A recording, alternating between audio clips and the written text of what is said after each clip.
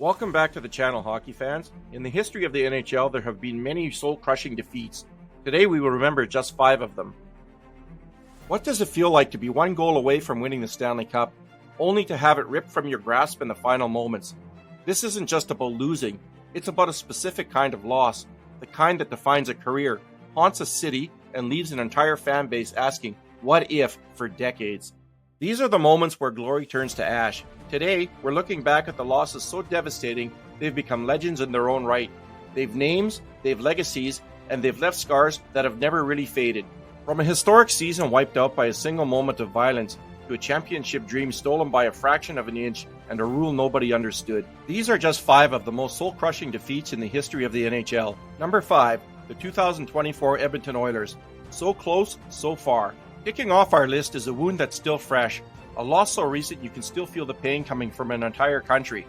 The 2024 Stanley Cup Final was supposed to be a coronation for the Edmonton Oilers. After a disastrous 2-9-1 start, the team, led by the phenomenal Connor McDavid, dragged themselves back from the brink, becoming the best team in the league for the rest of the year. They entered the final against the Florida Panthers, looking like a team of destiny, only to fall into a 3-0 series hole that felt impossible to overcome. But then, they started to climb. An 8-1 beatdown in Game 4, a 5-3 win in Game 5, another 5-1 victory in Game 6.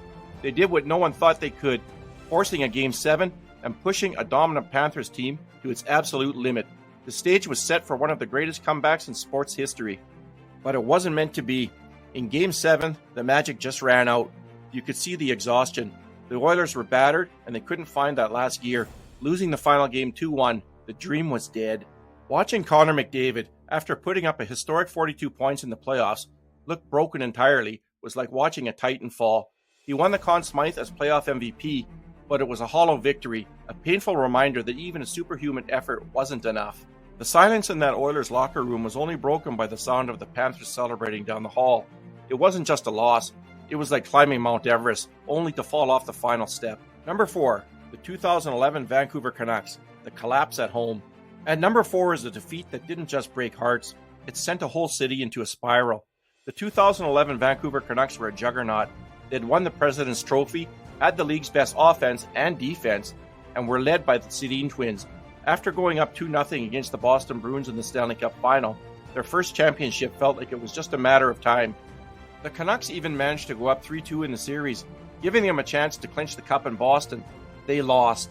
That sent the series back to Vancouver for Game 7. The city was a sea of blue and green, ready to explode with the joy decades in the making. Instead, they witnessed one of the most unbelievable collapses in finals history. The Canucks didn't just lose Game 7 on home ice, they were completely taken apart. The offense that had been so dominant all year just disappeared. Boston's goalie, Tim Thomas, was a wall, but it was like the Canucks were firing blanks. The final score was a brutal 4-0. The Bruins celebrated their first Stanley Cup since 1972 on Vancouver's ice, a total nightmare for the home crowd. The defeat was so stunning that the heartbreak spilled into the streets, leading to riots that scarred the city. For the players and the fans, this was their golden opportunity, squandered in the most painful way possible. On paper, they were the better team. They had home ice, and they just needed one more win. To come up so empty in that final moment left a wound on the franchise that's still there today. Number 3, the 1996 Detroit Red Wings, the hit that changed everything.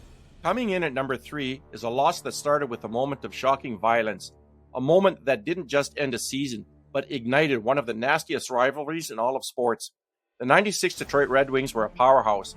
They set a league record with 62 wins and were the clear favorites to win the Stanley Cup.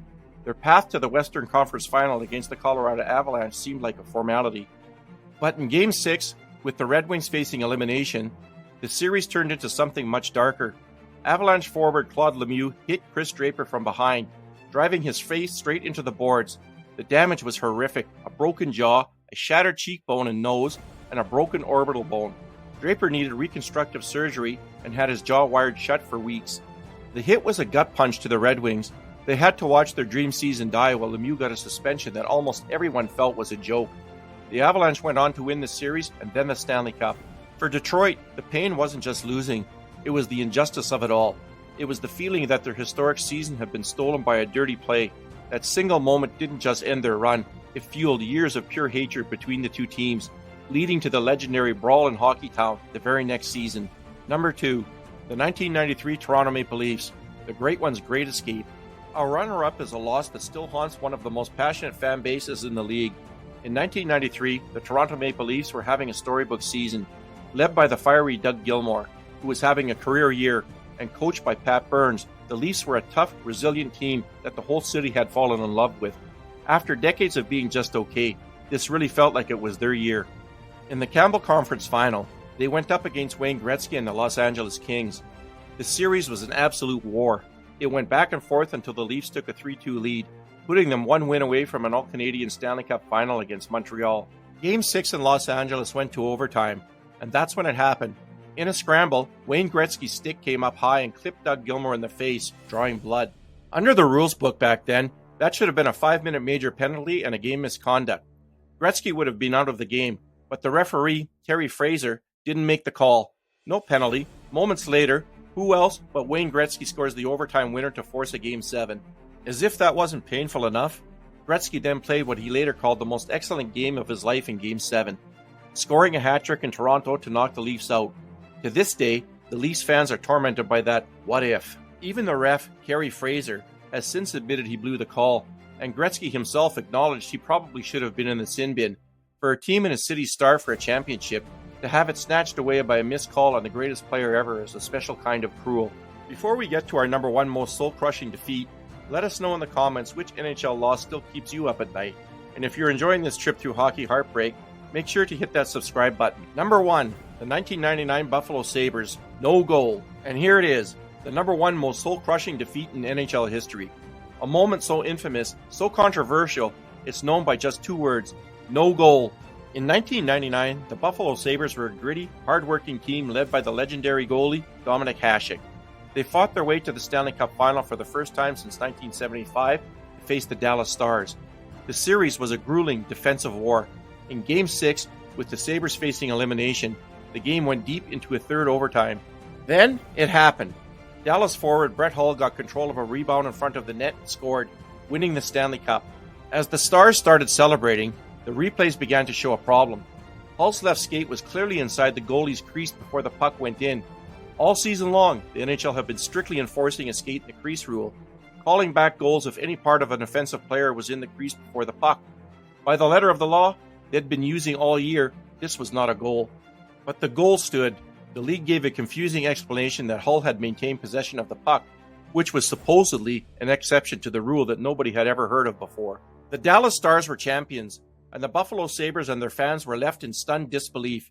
They had been robbed by a terrible rule and an even worse on-the-spot interpretation of it. That pain has never gone away in Buffalo. To this day, the phrase, no goal, means heartbreak and injustice. The Sabres still haven't won a Stanley Cup, and that night in 1999 is the closest they've ever been. To lose the ultimate prize on a controversial call in triple overtime is the most soul-crushing defeat the NHL has ever seen. From a brutal hit to a brutal collapse, a missed call to a controversial one. These are the losses that show the razor-thin line between becoming a legend and being eternally heartbroken. They're the stories that remind us all why the Stanley Cup is the hardest trophy in sports to win, and why the pain of falling just short is something that players and fans carry with them forever. Thanks for watching. Hey hockey fans, you can also follow my blog at https://tedtalkshockey.com, and remember to keep your stick on the ice.